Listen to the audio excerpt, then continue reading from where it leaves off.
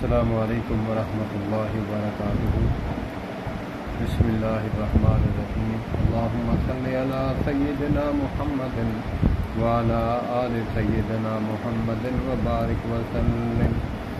عن ابی ہریرۃ رضی اللہ تعالی عنہ قال قال رسول اللہ صلی اللہ علیہ وسلم ان اول ما یحاسب به العبد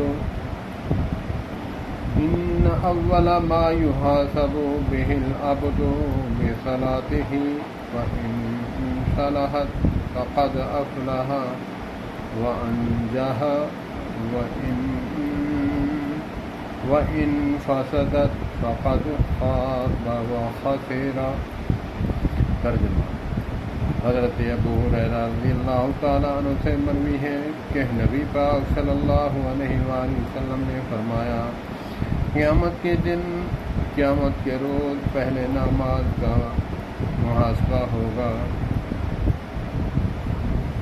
اگر نماز شرائط ارکان اور وقت کے مطابق ادا کی گئی ہوئی اور وہ شخص چھٹکارا اور نجات پائے گا اور مقصد حاصل کرے گا۔ اللہ پاک ہمیں پنجگانہ نماز پڑھنے کی توفیق عطا فرمائے، اس کے ساتھ سنت کے مطابق عمل کرنے کی توفیق عطا فرمائے۔